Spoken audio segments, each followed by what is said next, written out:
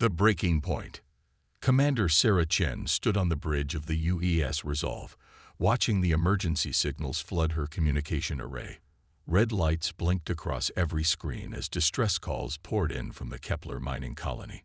50,000 beings lived on that asteroid facility, and according to the data streaming across her displays, they had maybe 4 hours before their fusion reactor went critical. Status report. Sarah called to her crew. The Resolve was humanity's premier rescue vessel, equipped with the most advanced emergency response systems in known space.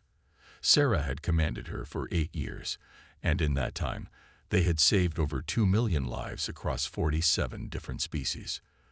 The Kepler reactor is showing cascade failures across all primary systems, reported Chief Engineer Tom Rodriguez from his station. His weathered hands moved quickly across holographic displays showing reactor schematics. The Zenthari who run the facility are evacuating, but their transport capacity is only about 5,000 per trip. At this rate, most of the colonists won't make it out in time. Sarah felt her jaw tighten. The Zenthari were one of the most technologically advanced species in the Galactic Assembly, but they had a reputation for cutting corners on safety protocols. This disaster was probably preventable, but that didn't matter now. What mattered were the thousands of families facing death in the next few hours. How long until we reach the colony? She asked Navigation Officer Jenny Liu. 2 hours at maximum burn, Jenny replied. But Commander, even if we get there in time, the Resolve can only carry 12,000 in emergency conditions. We'll need more ships. Sarah was already thinking ahead.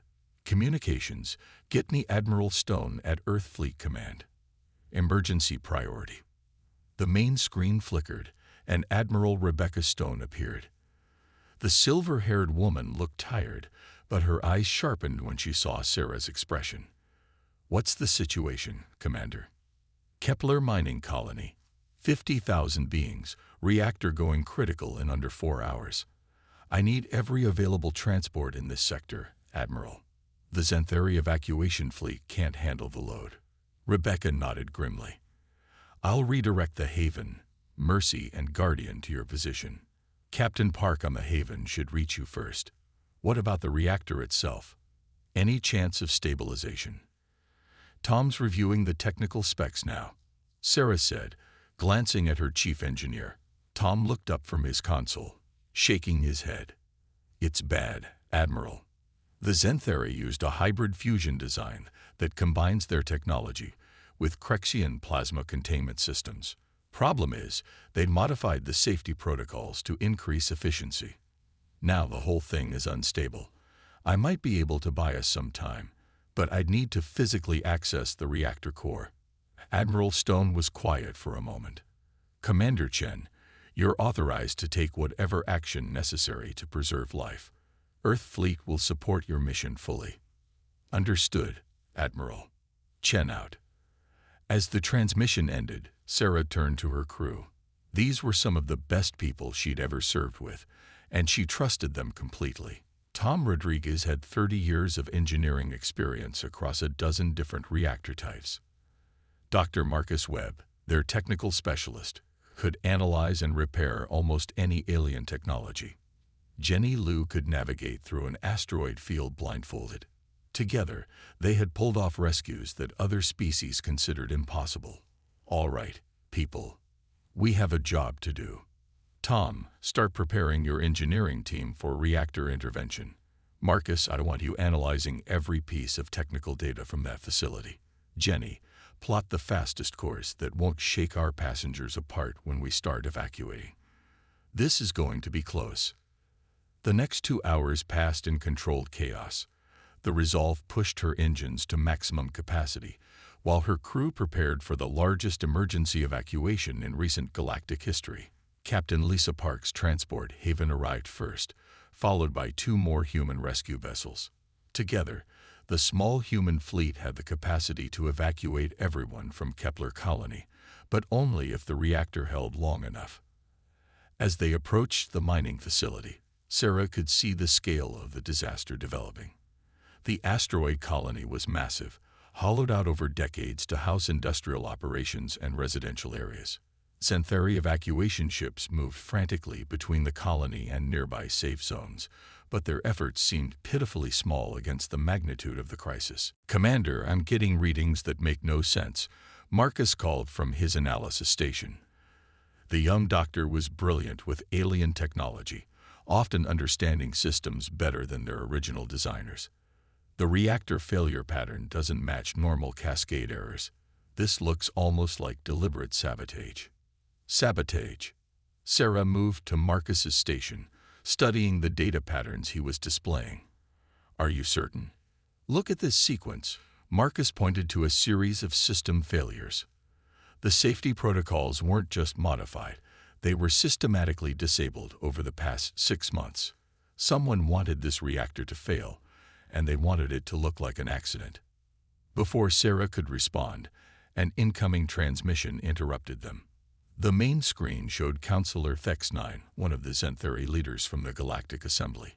The crystalline being's communication translated through universal speakers with typical Xanthari arrogance. "Human vessel, you are interfering with official Xanthari evacuation operations. Remove your ships from this area immediately." Sarah stared at the screen in disbelief. "Counselor, we're here to help evacuate your colonists. Our ships can carry everyone to safety. We do not require human assistance. The situation is under control." Tom looked up from his engineering displays, incredulous. "Under control? They'll be lucky to save 10,000 people at their current rate. The reactor will go critical in 90 minutes. Sarah kept her voice level. "Counselor, my chief engineer can attempt to stabilize your reactor and buy additional evacuation time. We have the largest rescue fleet in this sector. Let us help save your people." Thex9's crystalline features shifted in what Sarah recognized as Xanthari dismissal. "Human interference has caused enough problems. Return to your own territory." The transmission cut off, leaving Sarah staring at a blank screen. Around her, the bridge crew sat in stunned silence. They had risked their lives getting here as fast as possible, and now the very people they were trying to save were ordering them away. "Commander," Jenny said quietly, "the Haven is requesting instructions. Captain Park has identified several thousand colonists who could be evacuated immediately, but they're mostly non-Xanthari workers." Sarah understood immediately.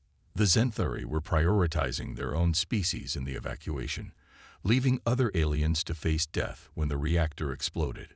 It was the kind of casual species discrimination that made her sick, but it also presented an opportunity. "Tell Captain Park to begin immediate evacuation of non-Xanthari colonists. Any being who wants rescue, we take them. Tom, prepare your team for reactor intervention. If the Xanthari won't let us help officially, we'll help unofficially."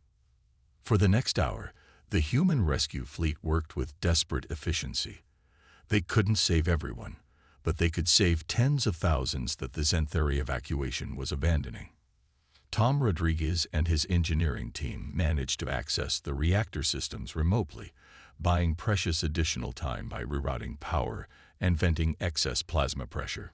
The evacuation was a masterpiece of human coordination and determination. Captain Park's Haven made 4 trips, each time loading far beyond safe capacity to rescue more colonists. The Mercy and Guardian worked together to evacuate an entire residential section that the Xanthari had written off as expendable. Dr. Marcus Webb coordinated medical treatment for injured colonists while simultaneously analyzing the reactor sabotage evidence. When the Kepler reactor finally exploded, the human fleet was 20,000 kilometers away with 43,000 rescued colonists aboard their ships. Tom's intervention had given them an extra 40 minutes, just enough time to complete the evacuation. The explosion lit up space like a small star, visible from the nearby planets where Xanthari officials watched their colony die. Sarah thought the worst was over. She was wrong. 3 days after the rescue, Ambassador Elena Vasquez sat in the Galactic Assembly chambers on Nexus Prime, facing accusations that made her blood boil. The massive amphitheater held representatives from over 200 species, and today they were all focused on humanity with barely concealed hostility. "The evidence is clear," announced Prosecutor Vex 7, a Xanthari legal official whose crystalline body gleamed under the chamber's lights. Human operatives sabotaged the Kepler reactor to create a crisis that would make their species appear heroic. This rescue was nothing more than an elaborate publicity stunt designed to increase human influence in galactic affairs. Elena stood slowly, her decades of diplomatic experience helping her maintain composure despite her rage. "That is a serious accusation, Prosecutor. I assume you have evidence to support such claims." "Indeed we do." Vex 7 activated a holographic display showing technical readouts. "Our investigation shows that human technology was used to disable critical safety systems over a period of months. The sabotage was sophisticated and required detailed knowledge of Xanthari reactor designs." "May I examine this evidence?" Elena asked. "Of course. Though I doubt human representatives will acknowledge their guilt even when confronted with proof." Elena studied the technical data, her mind racing. She had been Earth's ambassador to the Galactic Assembly for 15 years, and she had learned to spot political manipulation from a dozen different species. This felt wrong in every possible way. "Dr. Webb," she said into her personal communicator, "I need you in assembly chambers immediately. Bring your complete analysis of the Kepler reactor failure." 20 minutes later, Dr. Marcus Webb entered the chambers carrying a data pad loaded with evidence. The young engineer looked nervous addressing the full assembly, but his voice was steady as he presented his findings. "Honored representatives, I've conducted a complete forensic analysis of the Kepler reactor failure. While it's true that the safety systems were systematically disabled, the technology used was not human. The sabotage employed Xanthari administrative codes and Krexian plasma manipulation techniques. Furthermore, the pattern of system failures matches exactly with cost-cutting modifications made to increase mining efficiency over the past year." A murmur of surprise rippled through the assembly chambers.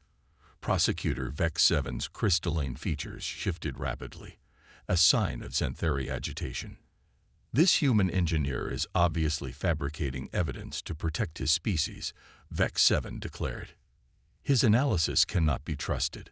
Dr. Webb looked directly at the prosecutor. "Then perhaps the assembly would like to examine the communication logs I recovered from the reactor's memory cores. They show Xanthari administrators discussing the safety modifications and estimating acceptable casualty rates if the reactor failed." The chamber erupted in voices as representatives demanded to examine the evidence. Elena watched Vex 7's reaction carefully, noting how the prosecutor's body language shifted from confident accusation to defensive positioning. The truth was becoming clear, and it wasn't flattering to the Xanthari. For 3 hours, the assembly debated the evidence. Dr. Webb presented technical analysis that proved conclusively that humans had not sabotaged the reactor. Instead, his data showed a pattern of deliberate negligence by Xanthari administrators who had prioritized profit over safety. The reactor failure was entirely predictable and entirely preventable. But as Elena listened to the debate, she realized that evidence didn't matter. Too many assembly members had already decided that humans were guilty, regardless of facts. The Xanthari had significant political influence, and they were using that influence to protect themselves by blaming humanity for their own negligence. When the final vote came, Elena wasn't surprised by the result. By a margin of 3-1, the Galactic Assembly officially condemned humanity for the Kepler incident and demanded reparations for the destroyed colony. Elena stood one final time to address the assembly. The chamber fell silent as she looked around at the representatives of species that humanity had helped, saved, and protected for over 50 years. For 5 decades, humans have served this assembly with dedication and honor. We have fought your wars, solved your problems, and died for your causes. We have asked for nothing in return except the chance to be part of something greater than ourselves." She paused, letting her words sink in. "Today, you have shown us what that partnership really means. When you need scapegoats for your own failures, you choose humans. When you need someone to blame for disasters you caused, you point at us. When you need heroes to rescue your people, you call us. But when you need to assign responsibility for those disasters, suddenly we become villains. Alina's voice grew stronger as she continued. Dr. Webb has presented irrefutable evidence that the Zenthari caused this disaster through negligence and cover-up. Yet you choose to ignore that evidence and blame the very people who saved 43,000 lives. This is not justice. This is not partnership. This is betrayal. She reached into her diplomatic pouch and withdrew a sealed document that she had hoped never to use. Therefore, by the authority vested in me by the government of Earth and its colonies, I hereby invoke Article 12 of the Turan Accession Treaty. Humanity formally withdraws from the Galactic Assembly and all associated agreements, effective immediately. The chamber exploded in chaos as representatives shouted over each other. Some demanded Alina reconsider, others accused humanity of abandoning their responsibilities. But Alina was no longer listening. She had said everything that needed to be said. As she walked toward the chamber exit, Alina activated her emergency communicator. This is Ambassador Vasquez to all human personnel in assembly space. Implement Exodus Protocol immediately. All human citizens are to return to Earth space within 30 days. All cooperative agreements are terminated. All shared technology access is revoked. Behind her, the chaos in the assembly chambers grew louder as representatives began to understand what humanity's withdrawal really meant. Alina didn't look back. After 50 years of service, humanity was finally coming home. The age of galactic cooperation was over. The age of consequences was about to begin. The Reckoning. 6 months after humanity's exodus from galactic affairs, President Michael Torres stood in the Situation Room beneath the White House, watching the galaxy tear itself apart. The massive holographic display showed star systems going dark across known space, trade routes collapsing, and entire civilizations grinding to a halt. The reports coming in from deep space monitoring stations painted a picture of systematic failure on an unprecedented scale. Status report, Torres said to the assembled team of Earth's top officials. At 62, he had led humanity through the withdrawal crisis with steady determination, but the scale of galactic collapse was staggering even him. Admiral Rebecca Stone activated her tactical display. The situation is deteriorating faster than our worst projections. 17 star systems have gone completely dark in the past month. The Vegan Trade Consortium collapsed last week when their automated shipping network failed. The Andorian Medical Alliance is reporting critical shortages of life-saving medications because they can't manufacture the compounds without human-designed equipment. Dr. Amanda Foster, Earth's chief medical researcher, looked up from her data pad with concern. The biological situation is even worse. That Zephyrian plague we were helping to contain before the Exodus. It's spread to 43 systems now. Without human epidemiological support, the alien medical establishments can't track or treat it effectively. I'm seeing casualty estimates in the billions. Torres absorbed the information grimly. When humanity had withdrawn from galactic affairs, they had taken with them not just their personnel, but their expertise, their technology, and their institutional knowledge. 50 years of human contribution to galactic civilization had been so thoroughly integrated into alien societies that removing it was like pulling the foundation stones from a massive building. What about diplomatic situations? Torres asked. General David Chung, Earth's defense coordinator, stepped forward. That's where things get really interesting, Mr. President. 3 days ago, long-range sensors detected massive fleet movements at the edge of the galaxy. The Zephyrians are mobilizing their entire military force. Torres felt a chill. The Zephyrians were an ancient species that had been contained at the galaxy's edge for over a century through a combination of military deterrence and diplomatic isolation. They were aggressive, expansionist, and had technology that rivaled any known civilization. The only reason they hadn't overrun the galaxy decades ago was the coordinated defense network that humanity had helped design and maintain. How coordinated is the current galactic defense? Torres asked, though he suspected he already knew the answer. Not very. Chime replied. The integrated command systems were human-designed and human-maintained. Most alien military forces can't communicate effectively with each other anymore. Their early warning networks are failing, their logistics systems are breaking down, and their strategic coordination is practically non-existent. Torres walked to the main display, studying the tactical situation. Red markers showed Zephyrian fleet positions advancing along 3 major invasion routes. Blue markers showed what remained of Galactic defense forces, scattered and uncoordinated. The defensive situation looked hopeless. "Sir," said Communications Director Janet Walsh, "we're receiving an urgent transmission from the Galactic Assembly. They're requesting immediate conference with you." Torres almost smiled at the irony.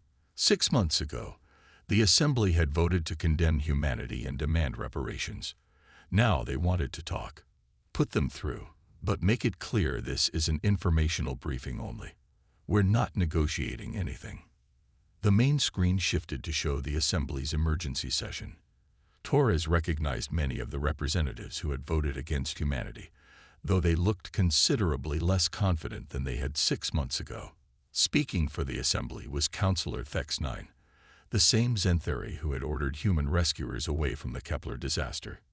"President Torres," Thex9 began, his crystalline voice carrying none of its former arrogance, "the Assembly wishes to discuss the current crisis facing galactic civilization."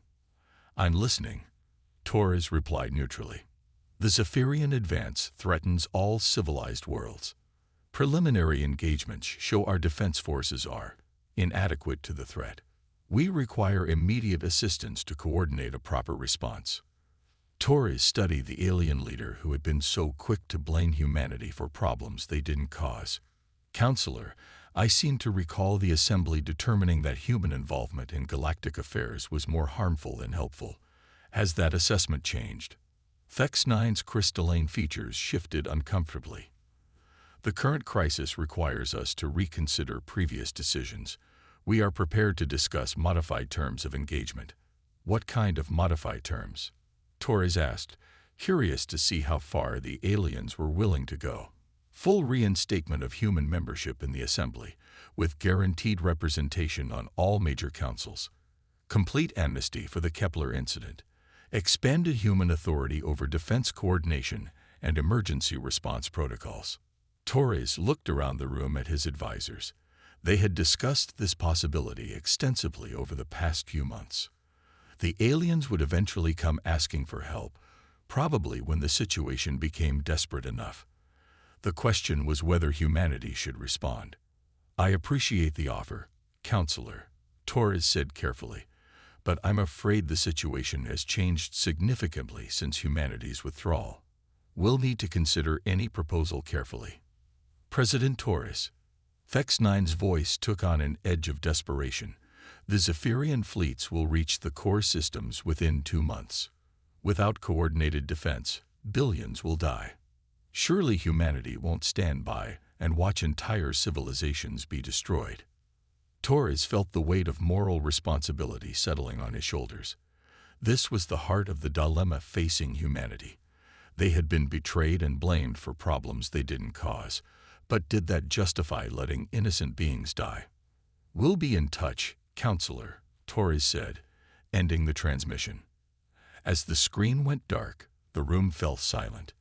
Everyone present understood the magnitude of the decision facing them. Earth had the technology, the expertise, and the experience to help coordinate galactic defense against the Zephyrian threat. But they also had every reason to let the galaxy face the consequences of its own choices. Dr. Foster broke the silence. "Mr. President, I've been monitoring the plague situation. The death toll is approaching 2 billion beings across 43 systems. Most of those deaths are preventable with proper medical coordination and treatment protocols. We could save millions of lives with minimal involvement." Admiral Stone nodded grimly. "The defense situation is similar.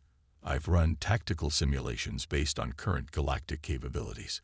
Without human coordination, the Zephyrians will overrun the core systems within 60 days. We're talking about the potential extinction of multiple species." General Chung added, On the other hand, our intelligence indicates that many of the current problems are directly traceable to the same kind of negligence and cost-cutting that caused the Kepler disaster. The aliens created these vulnerabilities through their own choices. Torres walked to the window overlooking the White House grounds. Outside, he could see construction crews working on the new infrastructure projects that were transforming Earth.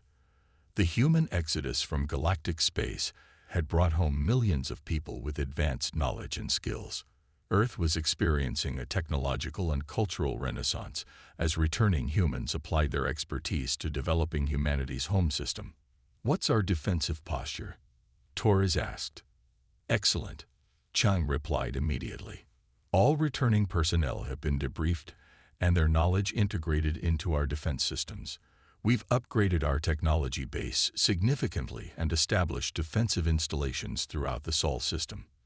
If anyone wants to threaten Earth, they'll have to fight through the most advanced defense network in known space." Torres nodded. That was important. Whatever decision they made about helping the galaxy, humanity's first responsibility was to its own people. Earth and its colonies were safer than they had ever been. "Admiral, what would it take to coordinate an effective defense against the Zephyrians?" Rebecca Stone activated her tactical display again.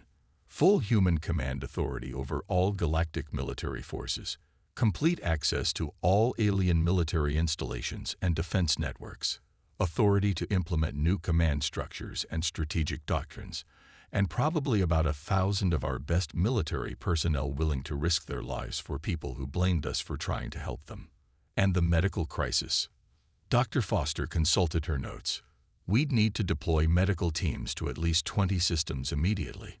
Full authority to implement quarantine procedures and treatment protocols. Access to all alien medical databases and research facilities.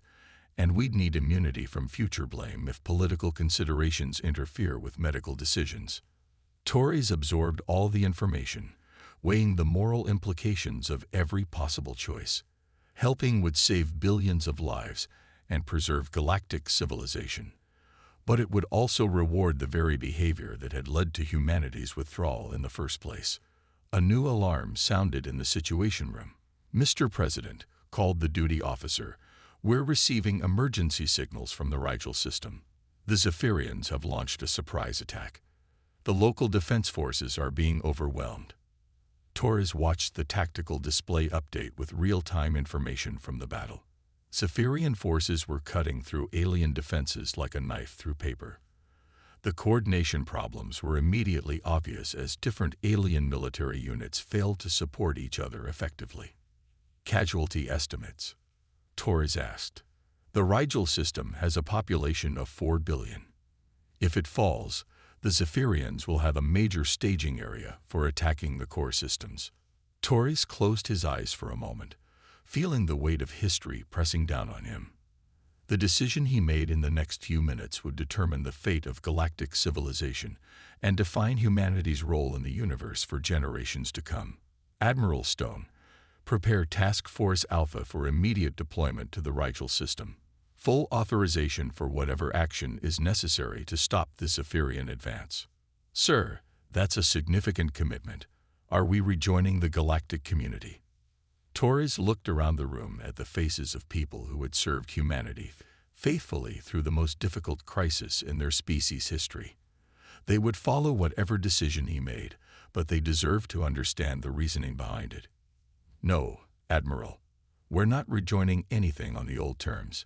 But we're not going to let entire civilizations die while we have the power to prevent it.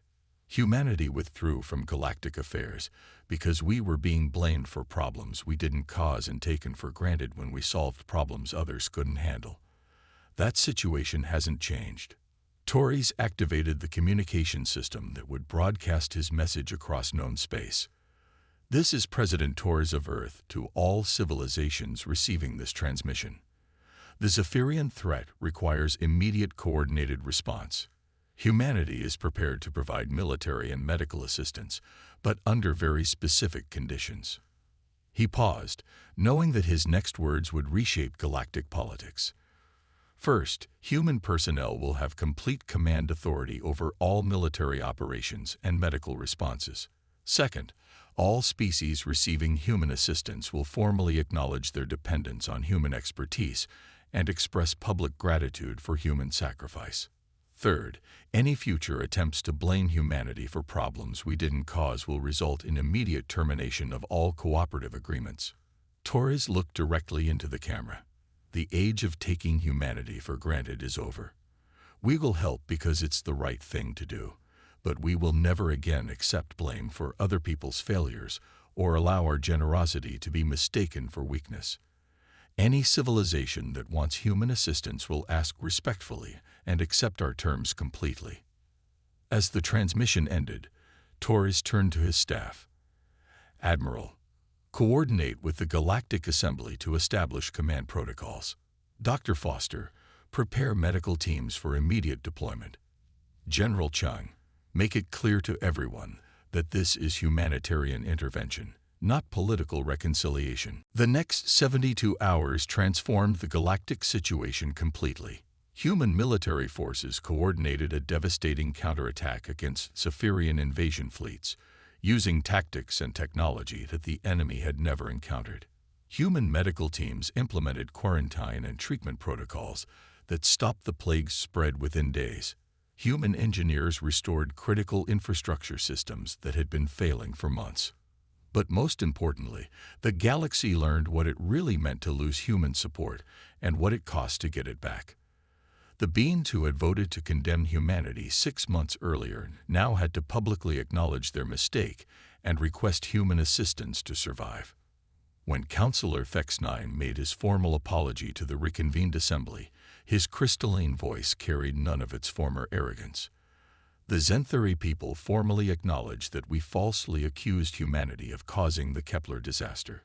We recognize that human personnel saved over 40,000 lives during that crisis and have continued to demonstrate exceptional dedication to preserving life throughout the galaxy.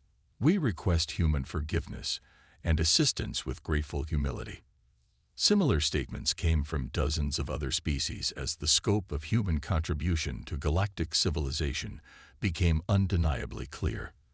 The galaxy hadn't just been taking human help for granted. They had built their entire civilization on a foundation of human expertise and innovation. President Torres watched the proceedings from Earth, satisfied that humanity's position was now clear. They would help because it was right, but they would never again be taken for granted. The galaxy had learned the cost of pushing away their most valuable allies. The age of consequences was over. The age of respect had begun.